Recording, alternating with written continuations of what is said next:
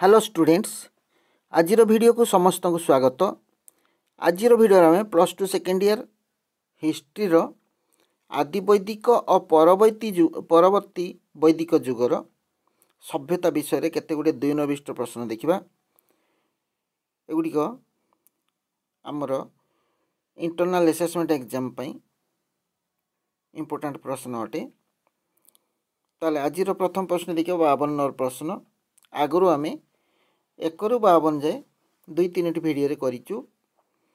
आज प्रश्नटी हूँ आदिवैदिक जुगर जनप्रिय राजनैतिक संगठन समिति संपर्क में लेख।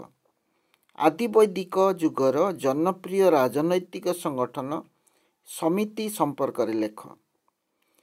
समिति थिला जातीय सभा। समिति थिला जातीय सभा। एथिरे पुरुष एवं नारी सदस्य रूपे रही पारुथिले। ताले आमे सभा विषय पूर्व क्लास रे पढ़ीचु। आज समिति ताले समिति क्या कहला एटा गोटे जातीय सभा। एथिरे पुरुष एवं नारी सदस्य रूपे रही पारुथिले। समस्त जातीय समस्या समिति रे मुक्त भाव रे आलोचित होतला। देशर समस्त समस्या ताकू आ जाय जातीय समस्या समिति रे मुक्त भाव रे आलोचित होतला। यह राजांकर निर्वाचन करुथिला। राजांकर निर्वाचन कथा किए राजा हेबे ता निर्वाचन करथिला समिति। युद्ध राज्य रक्षा एवं शांति प्रतिष्ठा पई समितिर मतामत थिला एकांत भावे अपरिहार्य। ताल जदि युद्ध होउथिला बा राज्य रक्षा पई किछि काम करा जाउथिला बा शांति प्रतिष्ठा पई समितिर मतामत थिला एकांत भावे अपरिहार्य। ताले समिति थिला कोन आमर एबे जेमती पार्लियामेंट रहुची सेही टाइप सभा। एथिरे पुरुष नारी सदस्य रही पारुथिले। एटा एक जातीय सभा थिला। आउ समस्त जातीय समस्या समिति रे मुक्त भाव जातीय समस्या कहले देशर समस्या मुक्त भाव आलोचित होउथिला। यह राजांकर निर्वाचन करुथिला। काहाको राजा करा जीव निर्वाचन होउथिला। युद्ध राज्य रक्षा एवं शांति प्रतिष्ठा पई समितिर मतामत थिला एकांत भावे अपरिहार्य। नेक्स्ट देखिबा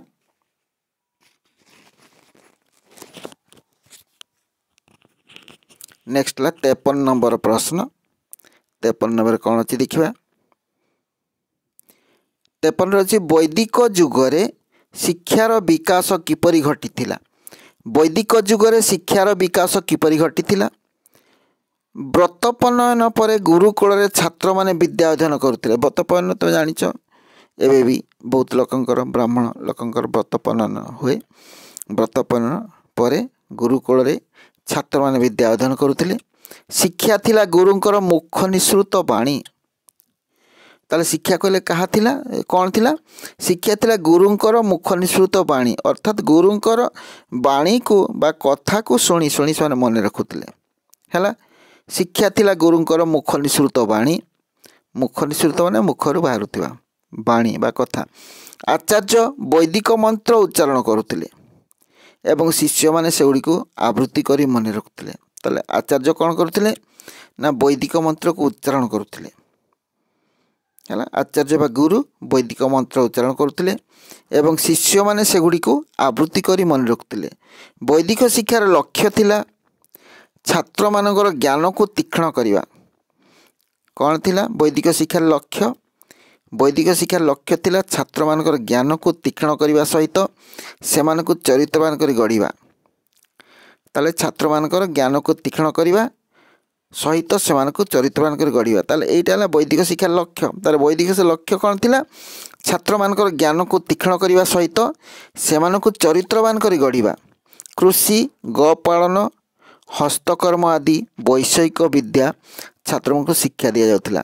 कौन कौन एवडा सब वैषयिक शिक्षा थिला। कृषि गोपालन हस्तकर्म आदि वैषयिक विद्या छात्र मान को शिक्षा दिया जाउथिला।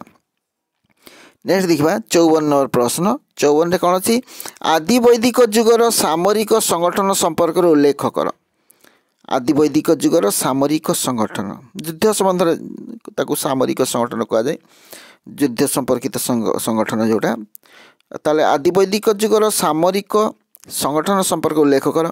आदि वैदिक जुगरे राज्य मानकर एक विशाल सेना बाहिनी ପଦାତିକ, ରଥାରୋହୀ ଓ ଅଶ୍ୱାରୋହୀ ସୈନ୍ୟମାନଙ୍କର। ତାହେଲେ କ'ଣ ଆଦିବୈଦିକ ଯୁଗରେ ରାଜାମାନଙ୍କର କ'ଣ ଥିଲା? ଏକ ବିଶାଳ ସେନାବାହିନୀ ଥିଲା। ସେନାବାହିନୀ କହିଲେ ସେଥିରେ ପଦାତିକ ଥିଲେ। ପଦାତିକ ମାନେ ଯେଉଁମାନେ ପାଦରେ ଚାଲି ଚାଲି ଯୁଦ୍ଧ କରନ୍ତି। ରଥାରୋହୀ ଯେଉଁମାନେ ରଥରେ ଚଢ଼ି ଯୁଦ୍ଧ କରନ୍ତି। ଓ ଅଶ୍ୱାରୋହୀ ମାନେ ଯେଉଁମାନେ ଘୋଡ଼ାରେ ଚଢ଼ି। ତାହେଲେ ଏମାନଙ୍କୁ ନେଇ ଗଠିତ ହୋଇଥିଲା ସୈନ୍ୟବାହିନୀ। ଆଉ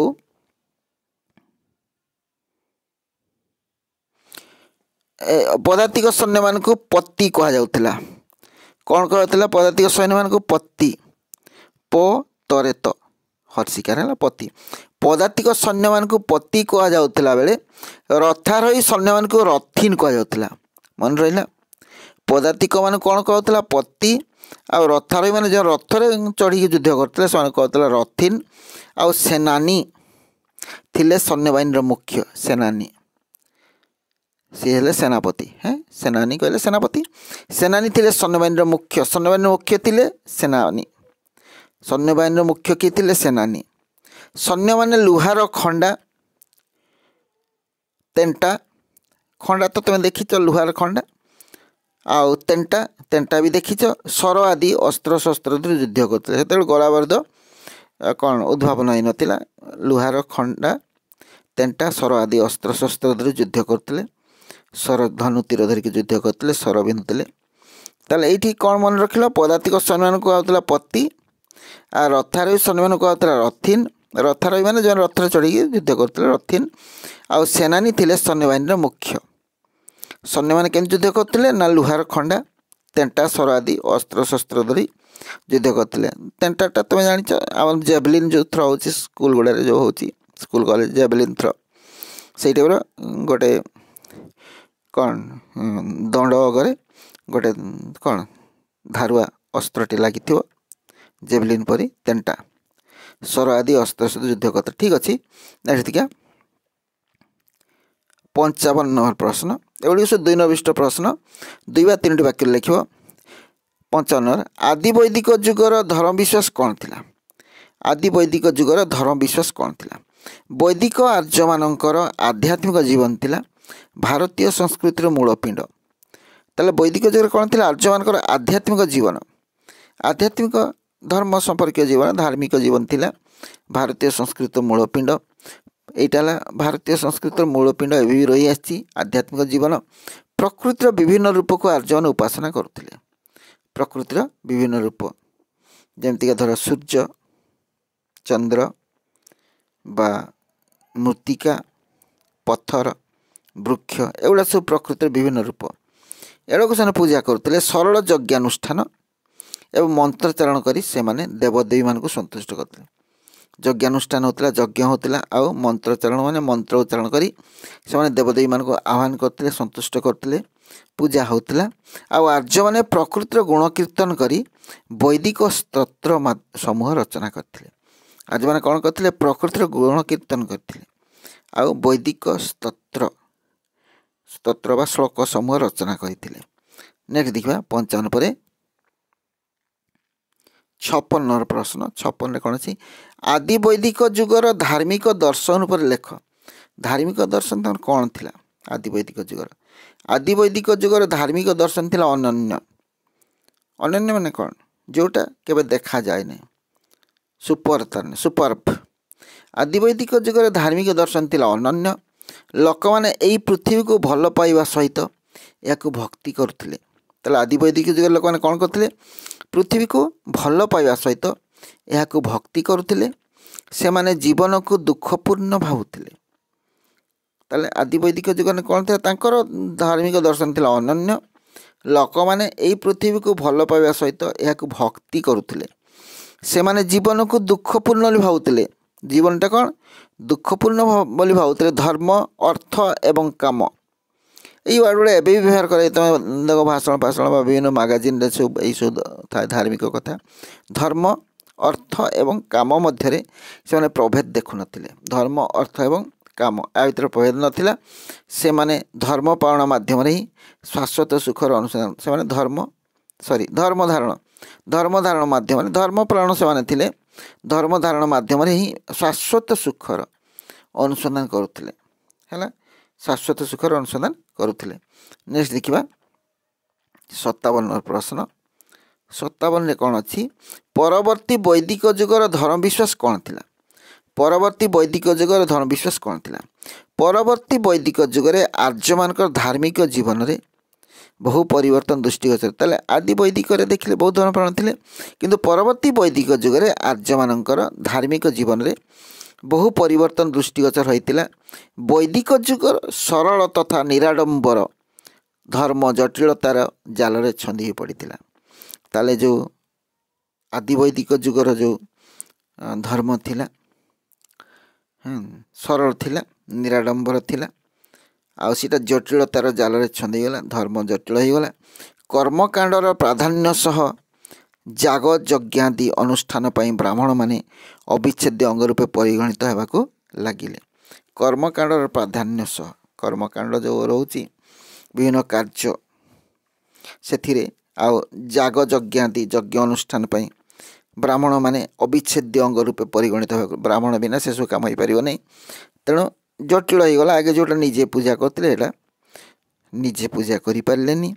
ଆଉ ପ୍ରକୃତିର ବିଭିନ୍ନ ରୂପର ଉପାସନା ହ୍ରାସ ପାଇବା ସହିତ ବହୁ ନୂତନ ଦେବଦେବୀଙ୍କର ଆରାଧନା କଲେ। ପ୍ରକୃତିର ବିଭିନ୍ନ ରୂପର ଯେଉଁ ଉପାସନା ହେଉଥିଲା ତାର ଟିକେ କମିଗଲା, ହ୍ରାସ ପାଇଲା। ଆଉ ତା ସହିତ ବହୁ ନୂତନ ଦେବଦେବୀଙ୍କୁ ସବୁ ପୂଜା ଆରାଧନା କରାଯାଇଥିଲା, ନୂଆ ନୂଆ ଠାକୁର ଠାକୁରାଣୀଙ୍କୁ ପୂଜା କରାଯାଇଥିଲା। ନେକ୍ସଟ ଦେଖିବା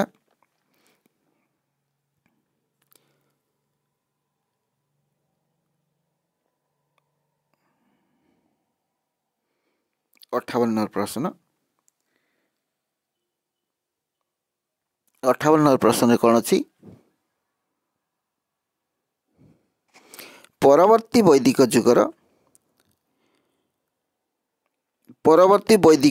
ଧାର୍ମିକ ଦର୍ଶନ ଉପରେ ଲେଖ। ପରବର୍ତ୍ତୀ ବୈଦିକ ଯୁଗର ଧାର୍ମିକ ଦର୍ଶନ ଉପରେ ଲେଖ। ପରବର୍ତ୍ତୀ ବୈଦିକ ଯୁଗରେ ବୈଦିକ ଯୁଗର ସରଳ ଓ ନିରାଡ଼ମ୍ବର ଧର୍ମ ମଧ୍ୟରେ ବହୁ ଦାର୍ଶନିକ ତତ୍ତ୍ୱର ସଂମିଳନ ଘଟିଥିଲା। ଏଇଟା ପୂର୍ବବର୍ତ୍ତୀ ପ୍ରଶ୍ନରେ ଏଇ ଟାଇପ୍ର ପ୍ରଶ୍ନଟା ଥିଲା। ଏଇଟା ପରବର୍ତ୍ତୀ ବୈଦିକ ଯୁଗରେ ଧାର୍ମିକ ଦର୍ଶନ ଉପରେ ଲେଖ। ପରବର୍ତ୍ତୀ ବୈଦିକ ଯୁଗରେ ବୈଦିକ ଯୁଗର ସରଳ ଓ ନିରାଡ଼ମ୍ବର ଧର୍ମ ମଧ୍ୟରେ ବହୁ ଦାର୍ଶନିକ ତତ୍ତ୍ୱର ସମ୍ମିଶ୍ରଣ ଘଟିଥିଲା। ଆତ୍ମା ଓ ପରମାତ୍ମା ସମ୍ପର୍କରେ ଜିଜ୍ଞାସା। ଆତ୍ମା ତ ଜାଣିଛ, ମଣିଷ ମରିଗଲା ପରେ ତାର ଆତ୍ମା ବଞ୍ଚି ରହିଥାଏ ବୋଲି କହନ୍ତି, ଧାର୍ମିକ ବିଶ୍ୱାସ ରହିଛି। ଆଉ ପରମାତ୍ମା କହିଲେ ଭଗବାନ। ଆତ୍ମା ପରମାତ୍ମାଙ୍କ ମଧ୍ୟ ସମ୍ପର୍କରେ ଜିଜ୍ଞାସା ମାନେ ଜାଣିବାର ଇଚ୍ଛା। ମଣିଷର କର୍ମର ବିଶ୍ଳେଷଣ, ମଣିଷ ଯେଉଁ କାମ କରେ ତାକୁ କର୍ମ କୁହାଯାଏ। ମଣିଷର କର୍ମର ବିଶ୍ଳେଷଣ। ମୋକ୍ଷ ପ୍ରାପ୍ତି କ'ଣ? ଯେ ଧର୍ମ କାମ କଲା ପରେ ଜୀବନ ଶେଷ ହୁଏ ଏବଂ ସେ ମୋକ୍ଷ ପ୍ରାପ୍ତ ହୁଏ କୁହାଯାଏ। ଭଗବାନଙ୍କ ପାଖକୁ ମୋକ୍ଷ ପ୍ରାପ୍ତି ମାନେ ଭଗବାନ ପାଖକୁ ସିଧା ଯିବା। ମୋକ୍ଷ ଆଦି ବିଷୟରେ ବହୁତ ଚର୍ଚ୍ଚା ଘଟିଥିଲା। ଏହା ଧର୍ମକୁ ଜଟିଳରୁ ଜଟିଳତର କରିଦେଇଥିଲା। ତାହେଲେ ପରବର୍ତ୍ତୀ ବୈଦିକ ଯୁଗର ଧାର୍ମିକ ଦର୍ଶନ ଏଇଟା ହେଲା, ଧର୍ମ ଜଟିଳରୁ ଜଟିଳତର ହେଇଗଲା। ତାପରେ 59 ନମ୍ବର ଦେଖିବା। 59 କ'ଣ ଅଛି? ରାମାୟଣ ଉପରେ ଲେଖ। ରାମାୟଣ ତୁମେ ଜାଣିଛ, ରାମାୟଣ ବିଷୟରେ ଲେଖିବ କ'ଣ? ମହର୍ଷି ବାଲ୍ମୀକି ରାମାୟଣର ସ୍ରଷ୍ଟା। ତାହେଲେ ବାଲ୍ମୀକି ରାମାୟଣ କିଏ ଲେଖିଥିଲେ? ବାଲ୍ମୀକି। ତେଣୁ କୁହାଯାଉଛି ସ୍ରଷ୍ଟା। ମହର୍ଷି ବାଲ୍ମୀକି ରାମାୟଣର ସ୍ରଷ୍ଟା। ଏହା ପ୍ରାଚୀନ ଭାରତର ଏକ ପ୍ରମୁଖ କାବ୍ୟ। ଆମର ପ୍ରାଚୀନ ଭାରତର ଏକ ପ୍ରମୁଖ କାବ୍ୟ। ଏଥିରେ 24,000 ଶ୍ଲୋକ ସନ୍ନିହିତ ହୋଇଛି। ତାହେଲେ ଏଥିରେ କେତେ ଶ୍ଲୋକ ଅଛି? 24,000 ଶ୍ଲୋକ। ଏଗୁଡ଼ା ସବୁ ସଂସ୍କୃତରେ ହିଁ ଲେଖା ହେଇଥିଲା, ତାକୁ ବିଭିନ୍ନ ଭାଷାରେ ଅନୁବାଦ କରାହେଇଛି। ଆମେ ଯେଉଁ ଓଡ଼ିଆରେ ପଢ଼ୁଛେ ସେମିତି ହିନ୍ଦୀରେ ଅଛି, ବେଙ୍ଗଲୀରେ ଅଛି, ସବୁ ଭାଷାରେ ଅଛି। ଏଥିରେ 24,000 ଶ୍ଲୋକ ସନ୍ନିବେଶିତ ହୋଇଥିଲା। ଏଥିରେ 7 ଖଣ୍ଡି କାଣ୍ଡ ଅଛି। ତାହେଲେ ସାତ କାଣ୍ଡ ରାମାୟଣ କୁହାଯାଏ, ସେଥିପାଇଁ 7 କାଣ୍ଡ ରାମାୟଣ କୁହାଯାଏ। ତାହେଲେ ରାମାୟଣରେ କେତୋଟି ଶ୍ଲୋକ ଅଛି? 24,000 ଶ୍ଲୋକ। ଆଉ କାଣ୍ଡ କେତେଟା ଅଛି? 7ଗୋଟି କାଣ୍ଡ। ସେଗୁଡ଼ିକ ହେଲା କ'ଣ କ'ଣ ଦେଖିବା? ବାଳକାଣ୍ଡ, ଅଯୋଧ୍ୟାକାଣ୍ଡ। ବାଳକାଣ୍ଡ କହିଲେ ରାମଙ୍କର ଛୋଟବେଳର ଯେଉଁଟା। ଅଯୋଧ୍ୟାକାଣ୍ଡ, ଆରଣ୍ୟକ କାଣ୍ଡ, ରାମଙ୍କର ଜୀବନୀକୁ ନେଇକି ଅଯୋଧ୍ୟାକାଣ୍ଡ। ଅଯୋଧ୍ୟାରେ ରାମ ଯେତେବେଳେ ଥିଲେ। ଆରଣ୍ୟକ କାଣ୍ଡ ମାନେ ଅରଣ୍ୟରେ ଯେତେବେଳେ ରାମ ଯାଇକି ବସବାସ କରିଥିଲେ ସେଟାକୁ ଆରଣ୍ୟକ କାଣ୍ଡ କୁହାଯାଏ। କିଷ୍କିନ୍ଧ୍ୟା କାଣ୍ଡ, କିଷ୍କିନ୍ଧ୍ୟା ଜାଣିଥିବ, ବାଳି ସୁଗ୍ରୀବ ଯେଉଁ ଥିଲେ। କିଷ୍କିନ୍ଧ୍ୟା କାଣ୍ଡ, ସୁନ୍ଦରାକାଣ୍ଡ, ଆଉ ଲଙ୍କାକାଣ୍ଡ। ଲଙ୍କାରେ ଯାଇକି ରାମ କ'ଣ କଲେ? ଉତ୍ତରାକାଣ୍ଡ। ଲଙ୍କାରୁ ଫେରି ରାମ କ'ଣ କଲେ?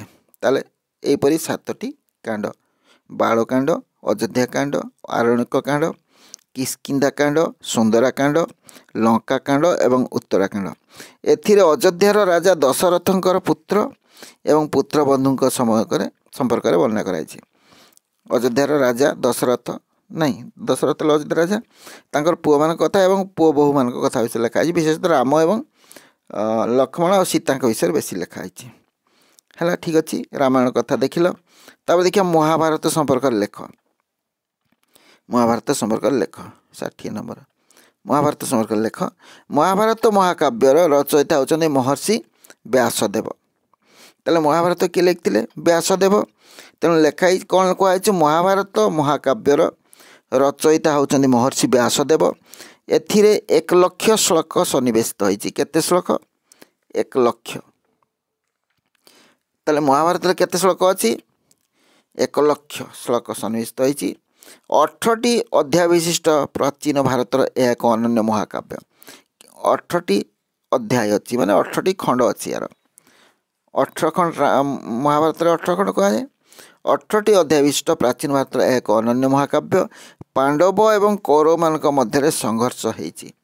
ଏହି ମହାକାବ୍ୟର ମୁଖ୍ୟ କାହାଣୀ। ତାହେଲେ ଏଇ ମହାଭାରତରେ କ'ଣ କାହା ବିଷୟରେ ଲେଖା ହେଇଛି? ପାଣ୍ଡବ ଏବଂ କୌରବମାନଙ୍କ ମଧ୍ୟରେ ଯେଉଁ ସଂଘର୍ଷ ହେଇଥିଲା, ଯୁଦ୍ଧ ହେଇଥିଲା, ତା ବିଷୟ, ସେଇଟା ହେଉଛି ଏଇ ମହାକାବ୍ୟର ମୁଖ୍ୟ କାହାଣୀ। ମହାଭାରତ କାବ୍ୟର ମୁଖ୍ୟ କାହାଣୀ ହେଲା କ'ଣ? ପାଣ୍ଡବ ଏବଂ କୌରବମାନଙ୍କ ମଧ୍ୟରେ ସଂଘର୍ଷ।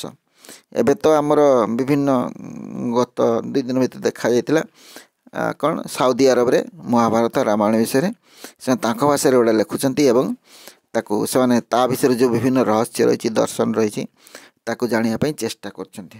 ତୁମେ ନିହାତି ମହାଭାରତ ରାମାୟଣ ପଢ଼ିଥିବ। ଯଦି ନ ପଢ଼ିଛ, ମଝିରେ ମଝିରେ କେବେ ସମୟ ପାଇଲେ ଟିକେ ଟିକେ ପଢ଼ିବ, ତା ବିଷୟରେ ଜାଣିବା ପାଇଁ ଚେଷ୍ଟା କରିବ।